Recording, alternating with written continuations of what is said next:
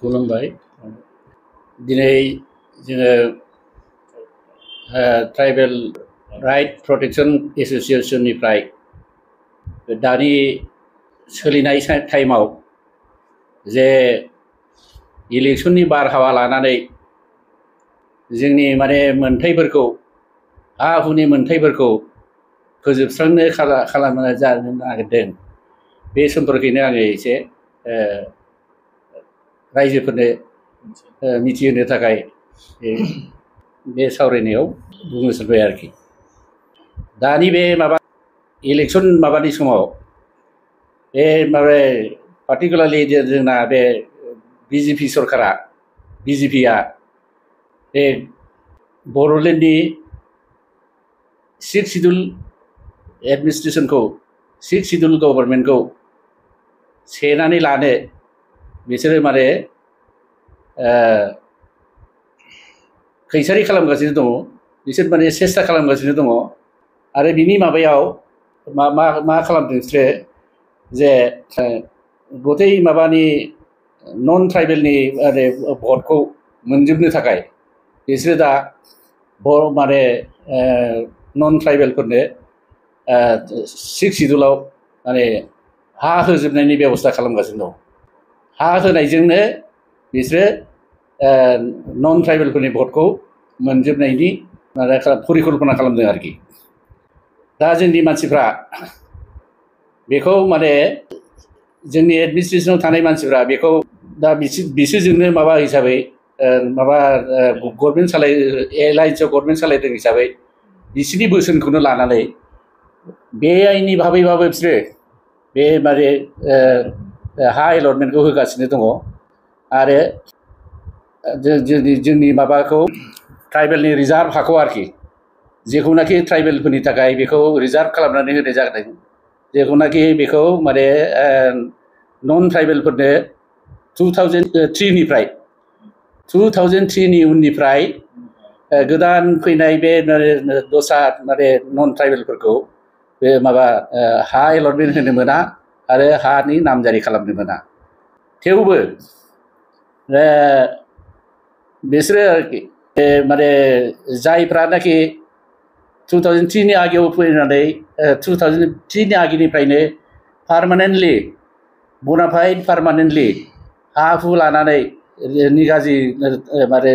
रायजो जानानै दंमोन बिसोरल' गावसिनि हाखौ माने एन्जय खालामनो थाखाय राइट मोनगोन किन्तु जायफ्रानाखि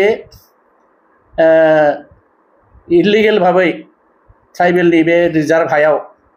माने बेदखल खालामनानै ट्राइबेलनि माने ट्राइबेल बेल्ट एन्ड ब्लकनि हा बाहाय माने बेदखल खालामनानै आरो माने हाग्रा बंग्रायाव माने फरेस्ट रिजार्भ लेन्डआव बेदखल खालामनानै ओमफ्राय बे मोसौ फोथार माने भिजिआर भिलेज रिजार्भ माने बेखौ भिजिआर माने भिलेज रिजार्भ ग्रेजिं फिल्ड आरोखि माने मोसौ फोथार बेखौबो बिसोर दखल खालामनानै थाफैनाय बिसोर जाबाय इलिगेल एनक्र'चार आरो बिसोर 100 बोसोर थाफैदोंबाबो बेसेबा गोबाव थाफैदोंबाबो बिसोरो दा बे माबा लेन्ड राइटखौ मोना दाबो दा बेखौनो बिसोरो जोंनि एडमिनिस्ट्रेसना माने हेमन्त बिश्व शर्मानि माबायाव चिफ मिनिस्टारनि माने थिननायाव बेखौ होगासिनो दं आरोखि बिसोरो दा मेजर माने माबाया बेबादि अर्डारा माने जोंनि क'क्राझार डिस्ट्रिक्टआवनो रासिन जादों बे क'क्राझार डिस्ट्रिक्टआवनो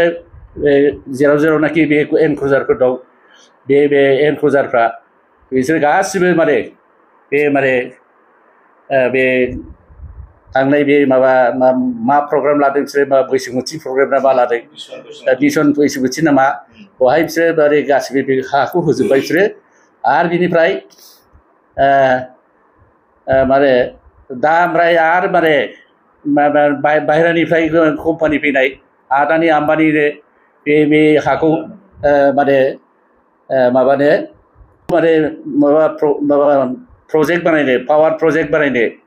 बिसोरनो बे हा होनायनि बेबस्था खालामदों आरोखि अलरेडि माबा बे माबानि हाखौ पर्बजरा बासबारिनि हाखौ 3000 बिगा हाखौ माबा खालामखांबाय एलटमेन्ट होखांबाय अलरेडि एलटमेन्ट होखांबाय किन्तु बेहाय पाब्लिक माबा खालामनानै अबजेक्सन खालामनानै पाब्लिकनि अबजेक्सन खालामनायखाय बेहाय माने बिसोरो माने बेहाय माने बे हाखौ लानायखौ माने एसे दोनथ'नानै दा दस्रा बे माने बासबारि एरियानिफ्राय दा माने टिपकाइ एरियायाव बिसोरो आरो बेबादि लानो बिसोर नायफैबावदों आरोखि बेखौ माने खोनानो मोननाय मथेबा अलरेडि माने हा माने सुगासिनो दं आरोखि बेसेबां बिगा माने लागोन बेखौ माने बयबो रायजोफ्रा अबजेक्सन होदों दा अबजेक्सन होनानै दं बेबो माबा जायाखै दाबो मा होनो फाइनाल जायाखै दाबो माने किन्तु बेहाय जोंनि माबायानो जोंनि बे माने एडमिनिस्ट्रेटरफ्रानो बिसोरनो जोंनि लिडारफ्रानो बिसोरो माखासे होनायनि माबायाव दं आरोखि दा बे खोथाया जाबाय बेबादिनो नन ट्राइबेलफोरनो गासिबो हाखौ होजोबनानै माने जोंनिफ्राय बे माने 6 सिडुलाव होनाय 6 सिडुलनि माने रिजार्भ खालामना होनाय हा आरो बेनिफ्राय बेहाय जोंनो पावार होनाय बे पावारखौ गासिबो माने स्टेट गभर्नमेन्टआ लांजोबनायनि लामायाव दं आरोखि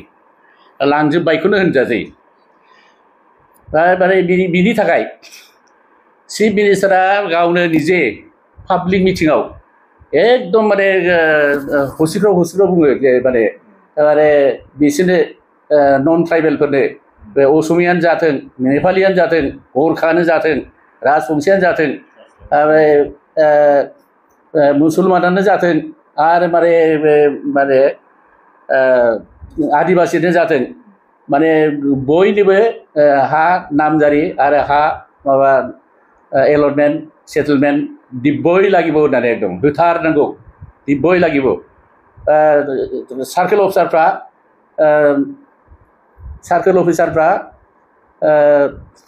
15 दिननि भितरावनो बे अर्डारफोरखौ गासिबो खालामना होजोबनांगौ होननानै बियो माने माबा मोनसे माने पाब्लिक मिटिङाव हसिख्राव बुंनायखौ जों नुनो मोनदों आरोखि बे जाबाय बे माने बेयो जिहेतु बेयो माने नन ट्राइबेल आरो बे नन ट्राइबेलखौ जोंनि ट्राइबेलनि एगेन्स्टै ट्राइबेलनि इन्टारेस्टनि एगेन्स्टै बुंदों बियो नाथाय बिनि थाखाय बियो जोंखौ टेरराइज खालामदों ट्राइबेलफोरखौ टेरराइज खालामदों आरो ट्राइबेलफोरनि माने नटिफाइड हाखौ बियो माने कब्जा खालामनो सेस्था खालामदों इललिगेल अकुपाइ खालामनो सेस्था खालामदों नन ट्राइबेलफोरनि थाखाय ओंखायनो बिथांनि एगेन्स्टै माने tribal ST/SC prevention of atrocities act 1989 बे माने आयेनाव बिथांनि एगेन्स्टै माने केस फाइल खालामनो हायो बेबादि माने केस फाइल खालामबासो माने बिथांखौ बेबादि माने जर जुलुम खालामनायनिफ्राय जोङो होबथानो हागोन आरोखि दा बेखौ रायजोफ्रा एसे गोसोआव लानो मोजां आरो माने हायोबा जिखुनु माबायानो एसे संगठन मानसि बा मा होनो एसे मिथिनाय मानसिफ्रा माने बिनि एगेन्स्टै माने केस होनाया मोजां आरोखि दा जोंनि माबाया बेहाय माबोरै एफेक्ट जागोन होनोबा बेबादि बिनि बेबादि माबाजों जोंहा माबोरै बे इलेक्सनाव माबोरै एफेक्ट जागोन होनोबा बेनो जे बेबादि खालामनायजों बियो गासिबो बे नन ट्राइबेलनि भटखौ मोनजोबनायनि माबा खालामदों आरो बेहाय बर' खालामबावनानै बर' माने बिभाजन खालामबावनानै बियो जोंनि माने माबाफोरखौ माने ट्राइबेलफोर मोननांगौखौ 6 सिडुलाव ट्राइबेलफोर माने बे सासन खालामनो मोननांगौ माबाखौ राइटखौ बेबादिनो नस्थ' खालामनो नागिरगासिनो दं आरोखि दा जोंनि माबाफ्रा लिडारफ्रा इलेक्सनाव दारायनो नागिरनाय लिडारफ्रा बेखौ मोजाङै माबा खालामनानै जोंनि ट्राइबेलनि इन्टारेस्टआव गावनि इन्टारेस्टखौ बाद होनानै ट्राइबेलनि इन्टारेस्टआव बे माबा गावजों गावनो माने ज' जालायबा इउनाइटि जालायबा बिदि जालायबासो जोङो जोंनि राइटखौ होबथानो हागोन आरोखि जोंनि राइटखौ जोङो माने होबथानो हागोन बेबादि गाग्लोबफैनाय आरो बेबादि सेख'फैनाय सोबख'फैनाय बेबादिनिफ्राय जोङो रैखा मोननो हागोन आरोखि दा बेवहाय माने मोननै पार्टिया बा मोनथाम पार्टिखौनो बुं मोननै पार्टिखौनो बुं बे ट्राइबेलनि पार्टिया